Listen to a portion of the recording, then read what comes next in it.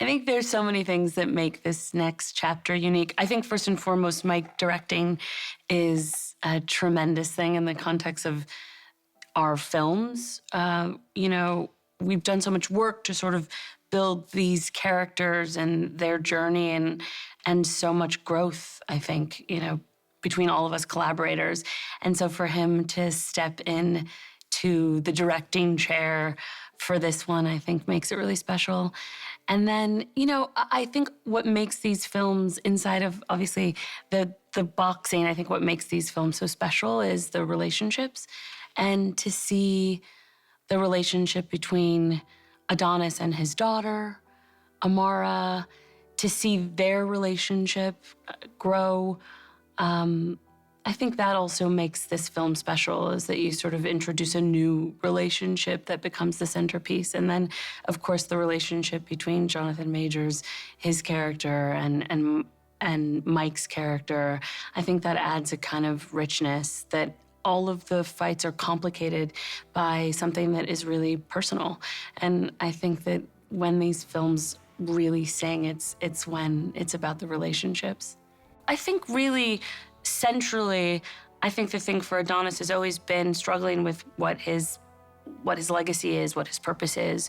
And, the very thing that Bianca says is trying to impart to her daughter, which is, it's not enough to just, know that you want to fight. You want to know why you want to fight. I think the same is true for Adonis, that sometimes he's compelled so much by this outward idea of what success looks like, and he's not always focused on what is internal. And I think that's something that makes the character really relatable. I think it's something that can happen to all of us sometimes. I think sometimes there's this idea of you get to a certain place in your career, you get to a certain place in your financial mobility, that means that you're happy, and that's not always true. I think the things that really make us fundamentally happy are our connections with the people that we're around. And I think that's something that you get to see them understand in new ways in the context of this film. What I love about the way that these films speak to the importance of family is that it's not just the family that we're born into, it's our chosen family, it's the family that we have in the folks that mentor us, in the folks that we mentor, in our relationships inside our community, inside of our teams, that the idea of family is really different for every single person. And that's something that I think is really important about these films. And in some cases, that's your family by blood. And for many people, family comes in all sorts of different, chosen, beautiful ways. And I love that our films speak to that when it talks about family. I think that you get to see that with them, that they're, particularly for Adonis, there's this real inability to really open up and talk very candidly about what's happening with him internally. And I think what I like about the journey of our film is that you get to see that, like, no matter how hard the conversation can be sometimes to begin to tell someone your truth, that it's always better when you do. It just is. Whatever happens, it's just better when you do. And that there's no real healing without being able to do that, to take that first hard step. And once you do, it's usually, I don't know, I found at least, not as hard as you think it was going to be.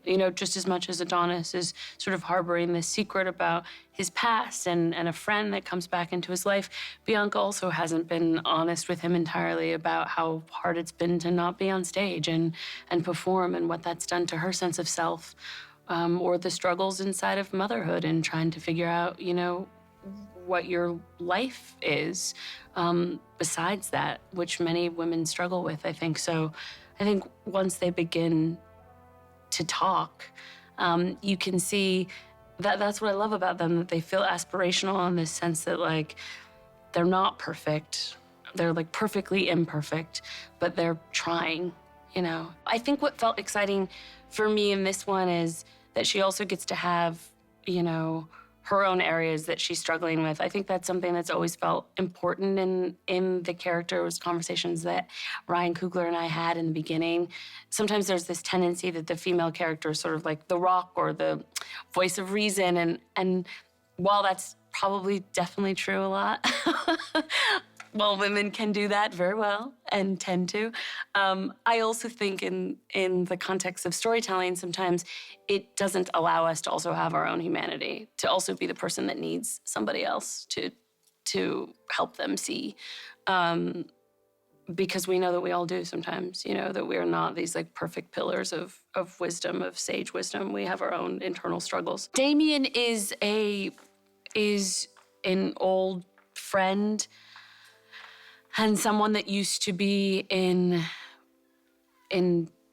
like foster care with Adonis, and I think they used to be very, very close. Damien is also a force in Adonis's life that I think got him very interested in boxing and active in that space.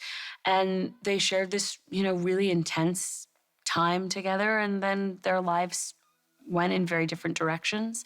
And I think because of that, Damien is someone for whom Adonis holds a tremendous amount of guilt and some regret that I don't think he's processed, and that he hasn't needed to, because Damien's been away and in prison, and now he comes back. And I think all of those emotions and feelings and thoughts that have been unprocessed come back to the surface and really create sort of the crux of the conflict in this third installment.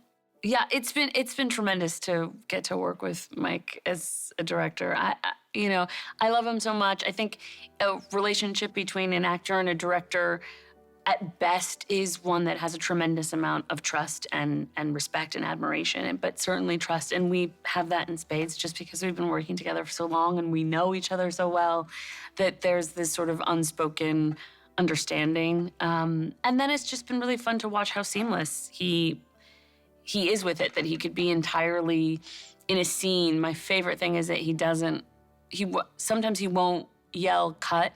He'll just like very slyly do this, like while he's kind of still acting. And it took me a while to notice that he was doing it. And then I caught it and I was like, that is very smooth. That is very smooth. When we're opposite each other in the scene, he's entirely Adonis and playing the scene. And then he comes out of it and assesses what he needs to assess in terms of, all of the rest of the elements. But when we're playing together, he's my acting partner. And that, to be able to shift between those two things with such dexterity is really just such a talent and a gift. And I sort of suspected it would be that way, but I'm hugely proud of him. I think he wanted the world to feel really big while also maintaining the sort of intimacy between characters that makes the film so special. And then, he has a relationship with so many of the heads of department, from having made the last one with them, whether it's Kramer who shoots the film, or Heathcote who operates, or Liz Wolfe who's doing the costumes. And again, I think to have such a level of trust and a shared language and lexicon, it just makes things I won't say easy, because making films is never easy. There's always challenges, but there's a richness to the relationship, and there's a kind of trust there. And I think when people feel like they're trusted and they can trust the folks that they're working alongside, you can take big swings and big risks. And also you just work harder because you're just like happy to be there. She's everything. And getting to work with her, and also to see her move so seamlessly, and for this to be her first big film. And she was just so natural, so natural, and also so serious. Her work ethic, just the way that she took to boxing. And she gets this idea of the sort of the sort of force that you need, but also that you have to stay loose and relaxed. She's so incredibly special and gifted, and I can't wait to see, what else she will do. Yeah, Jeremy has been such a gift. I was a fan of him from afar before making this film, and when I knew that he was going to come and work with us on it, I felt so incredibly lucky to have him, and he's worked so tremendously hard on this, above and beyond. He cares so passionately. He's also so poetic and imaginative and fun, and tough, really wants us to get it right. I think, but what you don't want is someone who goes easy on you too much I think he both made us feel so comfortable and safe. And I'm, really excited to be a part of getting to see it on screen more. And not for nothing, I don't think there's been a lot of depictions of ASL, by Black folks on screen. I think there's still a lot of invisibility in that space, in a space inside of a community that already there has not been enough visibility. And so that has been just incredible to look around at all the folks that are helping us and working with us, and to see representation that there hasn't been, and to know what that might mean to a lot of folks has been really like heartening and humbling, I think, for us all. I feel like I have had the real honor and privilege to get to know folks inside of that community through this film, and certainly this installment of it. I can speak broadly, though, about what representation means to me, which is that, like, I feel, I don't know what it is, but I think being able to look at an image, a reflection of you on screen is powerful. I don't know why we care about it as humans, but it just is. And I think, particularly being of color, I know that, like, you're tasked so often, or at least certainly during my childhood, I was like, I could relate to all kinds of protagonists. I didn't have to see someone that looked like me. But the moments when I could see an image that felt like a reflection of me, it just hit different. I don't know